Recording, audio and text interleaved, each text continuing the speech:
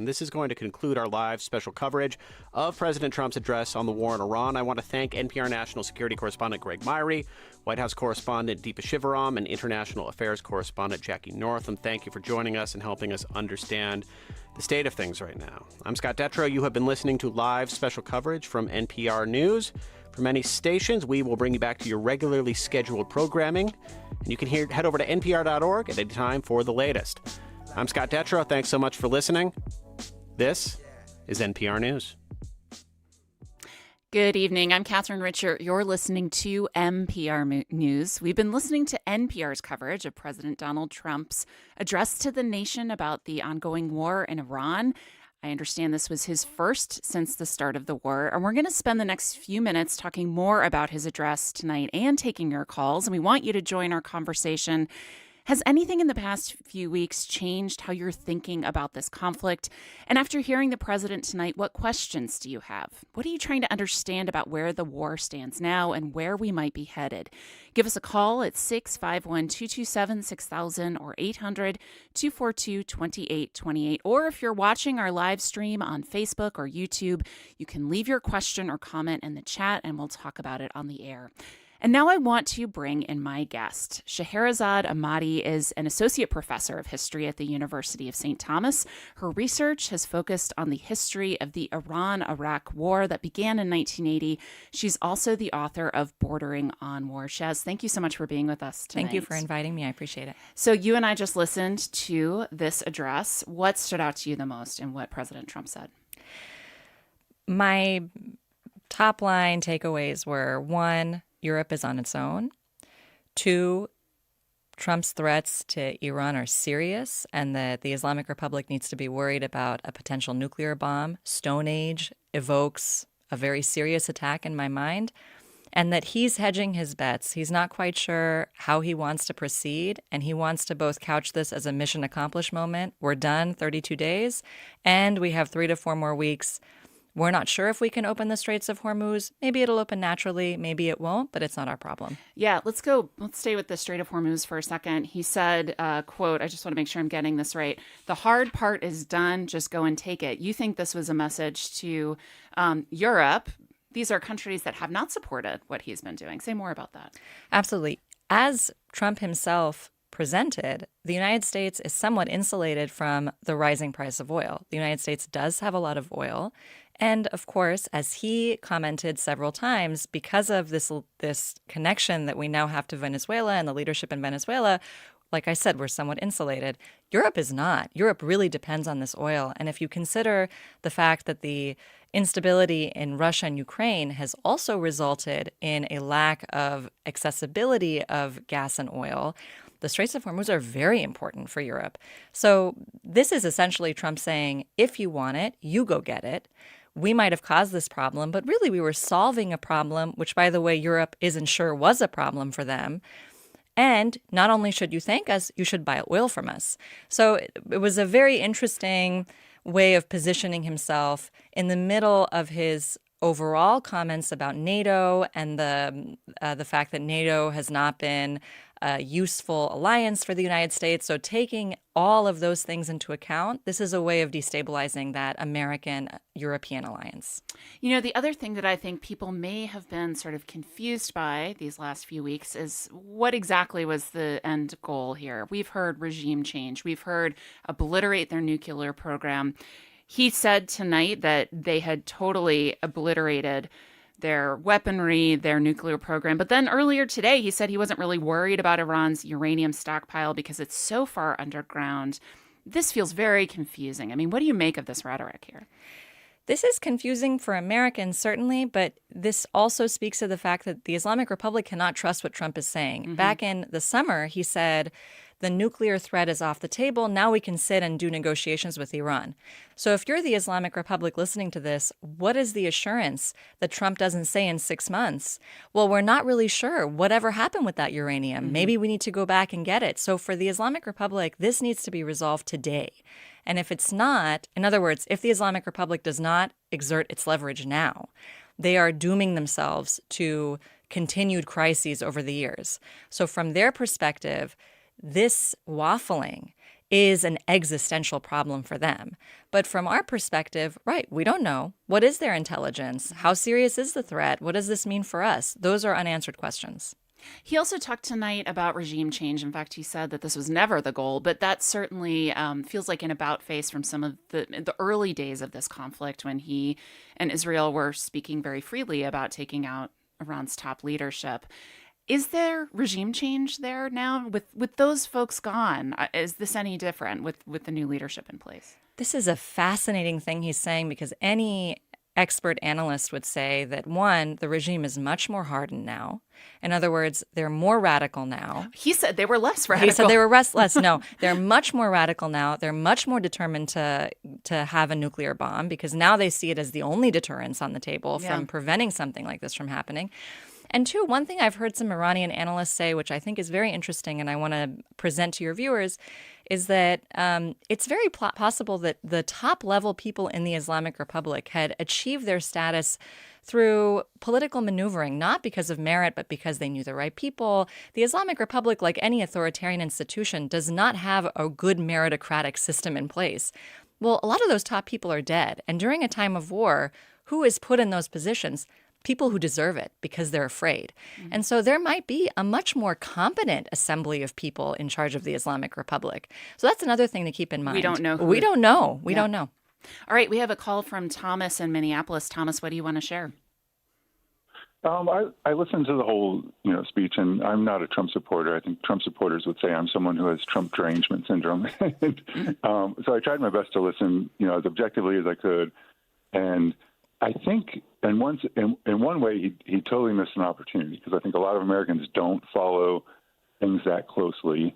So people who follow it closely or have, formed opinions are going to come away with it from it the same way they went into it typically. But, there's a big address like this on all the networks, anyway, I think he missed an opportunity. It just felt kind of like reaching, and there was a lot of contradictory things about, like you said, he said the Strait of Hormuz, it's just going to naturally open, but we need people to help it open. And then outside of that, it's just so dehumanizing. I mean, we've killed so many civilians there, and I think a lot of people who don't follow things closely, towards the end when he brought up previous U.S. wars, I think their eyes would get wide. Like, wait, this is like those wars? Because those wars are told, and the stories are told to the American people as they were, like these real horrible things that took real sacrifice.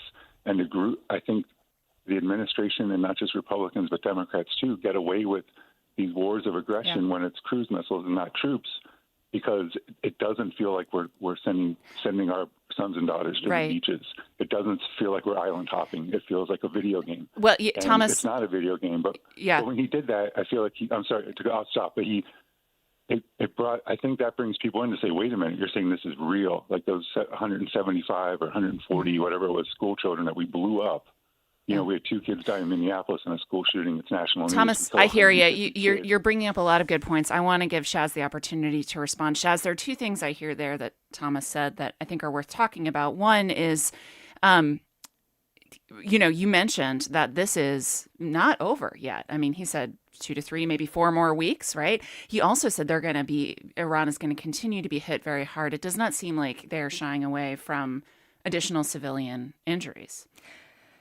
Right. And he also said that civilian infrastructure is on the table. Yeah. So I agree with Thomas. My eyes got wide myself when I heard him mention World War I, World War II. It did seem like he was placing Iran within a continuum of wars, and that seems to be the opposite of what he was trying to do. Right. He said, I won't be that president. Right, exactly, exactly.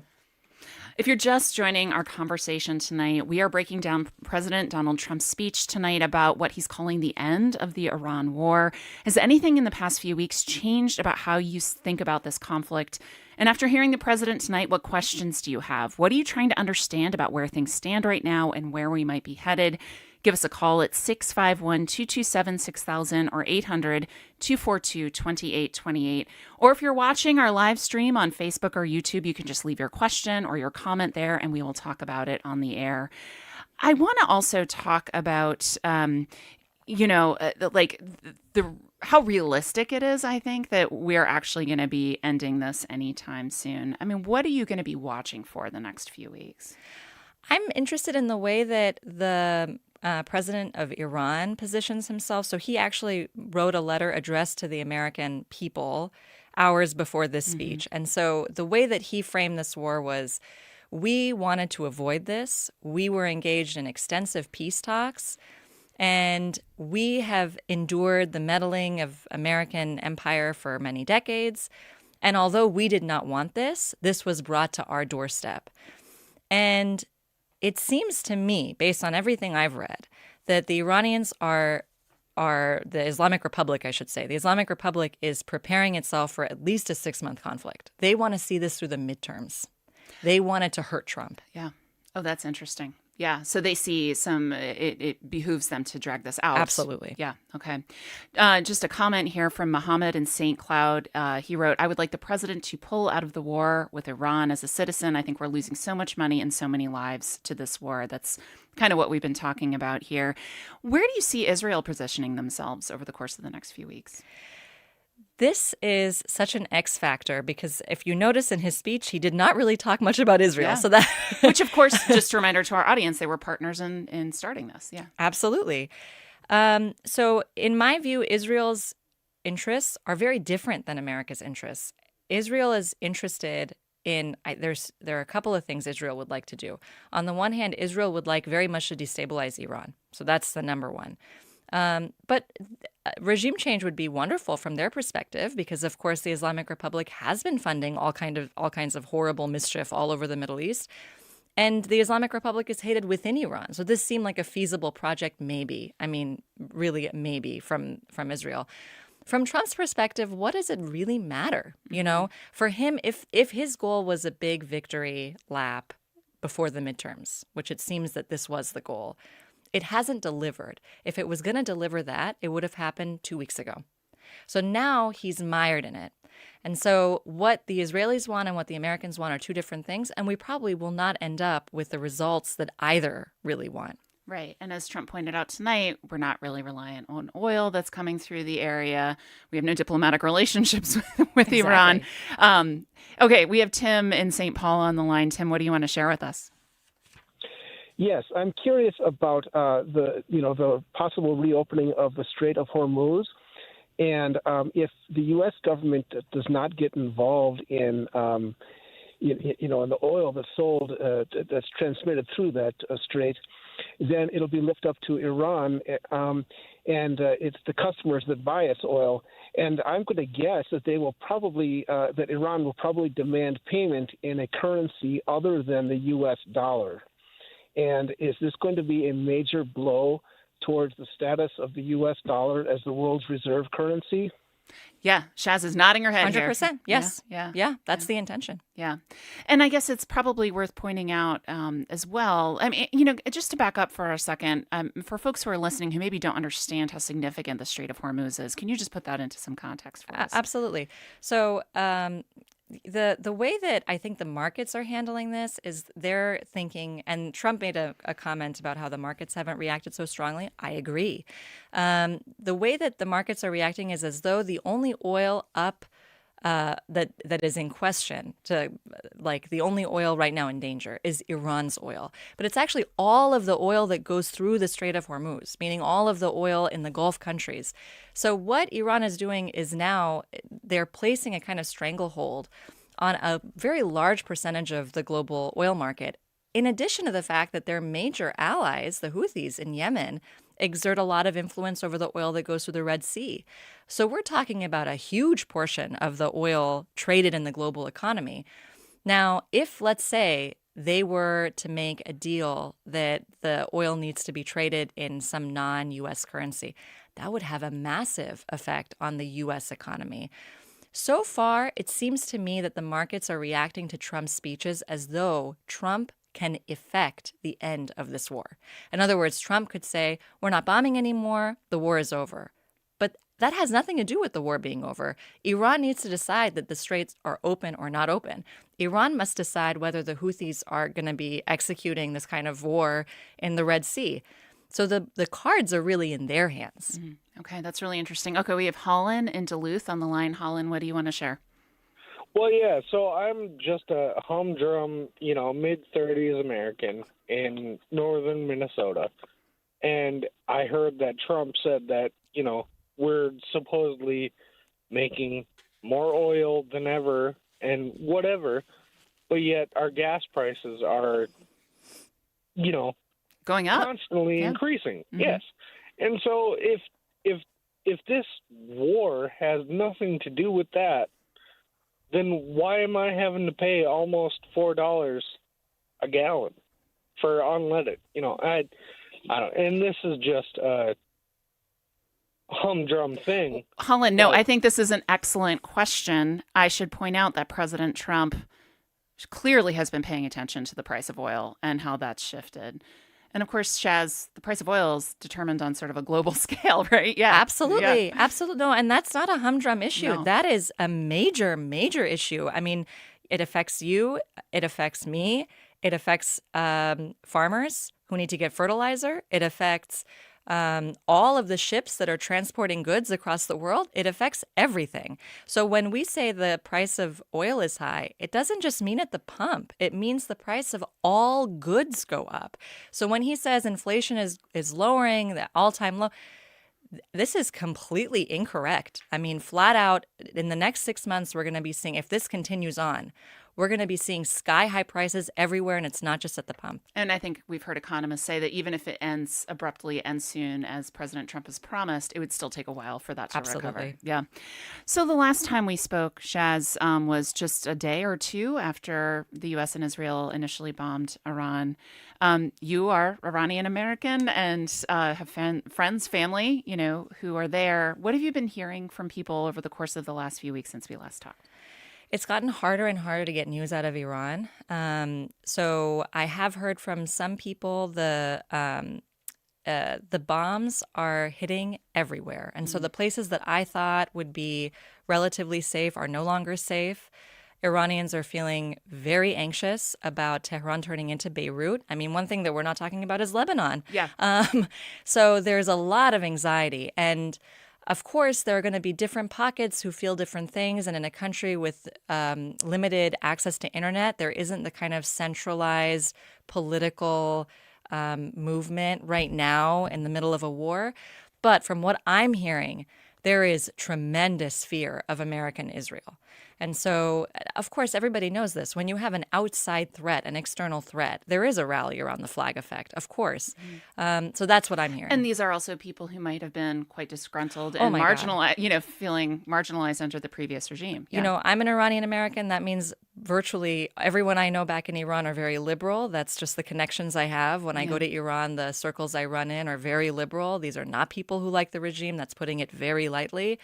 If they're saying that they're sympathetic and that they're anxious that Islamic Republic is successful in this endeavor, that tells you that the public sentiment is not with the United States. You mentioned just a minute ago that Iranians are looking at Lebanon and that worries them. Can you explain that a little bit more to our audience who might not understand the connection there? Absolutely. So right now, Israel is in the middle of an invasion of Lebanon. Yes. So Israel is right now engaged in a multi-front war. So their society has become really mired in this long-term conflict.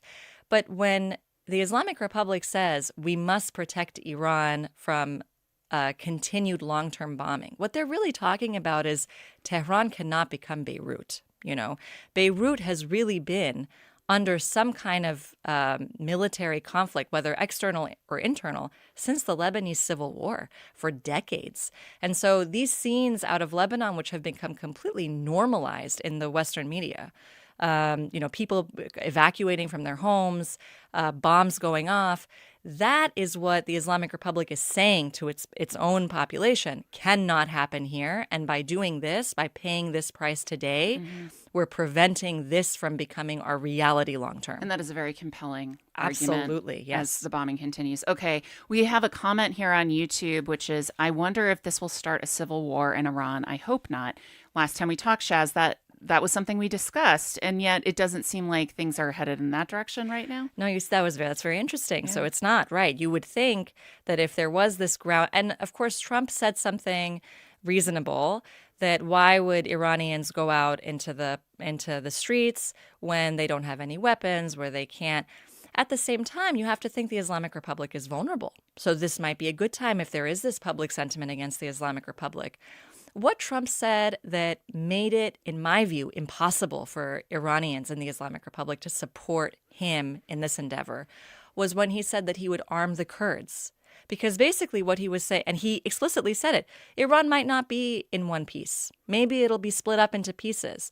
Well, then we're not talking about a future Iran. We're not talking about an intact Iran. Not just that.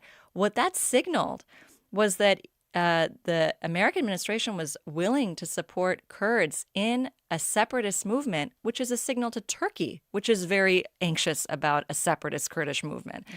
So this was a really poor way of recruiting Iranians on the side of Americans. So you are a historian.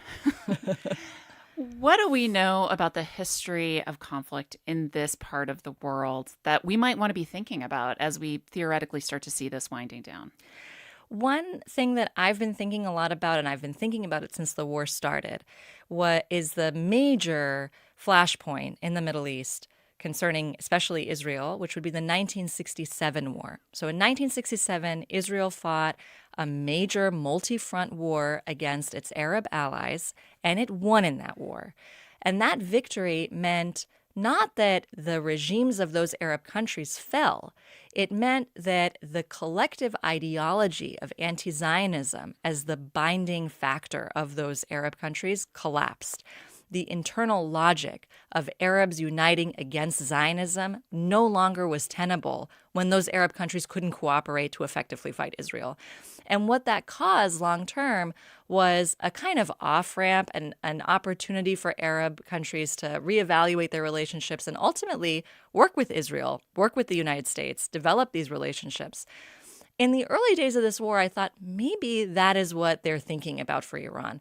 But it seems to me that what needed to happen for that was the Islamic Republic needed immediately to either ferry their top leadership to Russia and consolidate around a new ideological, core, or make a kind of peace deal that it is now clear to me the Islamic Republic does not think is possible with them in power. In other words, they think that for there to be a kind of 1967 resolution, the Islamic Republic would have to be gone. And they're not willing to make those adjustments, understandably. For them, it's a fight for their life because they think if they walk away, the public will turn against them. So that seems like it's not happening, but that's the only analog that I can think of. We were talking a lot about politics here in the last few minutes, but we haven't talked about what living through this type of conflict, what that impact is on people. Yes, in the scheme of wars, this feels short-lived. Mm-hmm. But if you're living in Iran right now, this is game-changing. Culturally, it's a big deal. Just say more about what sort of impact this has on people. So this is extremely traumatic, and you have to also think Iran went through this is what my book is, it's the conclusion of the book, the buildup of the book is to the Iran-Iraq war. Iran endured an 8-year war that was extremely traumatic. And for most Iranians, they felt that this period of warfare was behind them. Mm-hmm. They were really looking forward to peace talks and the JCPOA, which Trump just said was such a great victory for him to rip up. That was for Iranians the great hope. I was in Iran around the time that the JCPOA was signed, and JCPOA, which was the nuclear deal signed by Obama with Iran, and basically the hope was that Iran would have constant checks on its uranium enrichment and that a nuclear bomb would not be attained by Iran. So they were opening themselves up to that. And in Iran, there was tremendous excitement. I remember going to restaurants and there were Europeans there, and an Iranian would stand up with a glass with water and he would say, maybe in the future this will be a toast with champagne and we can all look to better days. That's gone. To think what could have been. So this war, I think, is the flashpoint of this younger generation's realization that a deal with America might not be possible, which is very disappointing. What do you think de-escalation could actually look like in the coming weeks? So Iran is making its own demands, which are not being publicized so much in the American media, but they're an interesting list of demands. Say more about that. Yeah. So they're asking for reparations. They want America to pay Iran for all of the infrastructure that has been destroyed, which How I realistic cannot do you- imagine yeah. that would Okay. ever happen, right? They're also asking for all kinds of demands like America not having a military presence in the Middle East. A lot of what they're doing in the Arab world is trying to make it untenable for America to have military bases in Arab countries. So this is very interesting for a long-term peace. Trump is in a position where he couldn't give Iran what it wants because it would be defeat. And Iran is in a position where it's thinking our people are struggling and maybe they're willing to do this because they don't want to turn into Lebanon. So they're probably pushing the public to their max to see how long they can. This is like rations, not having. You're thinking Iran is having fuel shortages, everything else. So they have to see how far desperate people can get. Yeah. In just a few minutes we have left here, I'm wondering just key moments in the coming weeks. What should we be looking for? Obviously, the timeline is something I think we'll all be paying attention to. What else? I think I hope that the media can attend to the pressures within the Middle East itself, because I think from Trump's end, the pressure is Europe and the midterms. From the Middle East end, the pressure is Lebanon and Iran and those Arab countries that made a deal with Trump thinking that Trump was a transactional person. And they're now coming to the realization that Trump is not coming to save them the way that they thought he would. And from a personal standpoint, what do you hope for?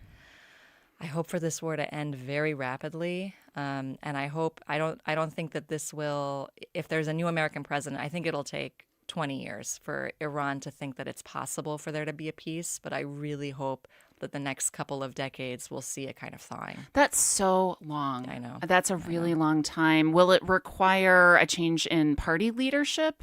Or, okay. And so in looking in Washington, I mean, what would need to fall into a place aside from an election coming up? Midterms are coming up. If you think about the fact that the United States has now elected Trump twice, it wasn't a one-off. And so I think globally everyone is coming to the realization that even if Trump is no longer in office, someone like Trump could come into office. And so this is a gamble that everyone is making. How enduring are these relationships? These policies and these relationships exactly. too. All right, well, our time is up for tonight. We've been listening to President Donald Trump's address to the nation about the war in Iran. He says 2 to 3 more weeks. We'll be keeping track of that for sure. My guest tonight has been Shaherzad Ahmadi. She is an associate professor of history at the University of St. Thomas. Her research has focused on the history of the Iran-Iraq War that began in 1980. She's also the author of Bordering on War. Shaz, thank you so much for joining us tonight. Thank you. This show was produced by the very great Carrie Dwyer. Thank you so much. Thank you so much for tuning in. You're listening to NPR News.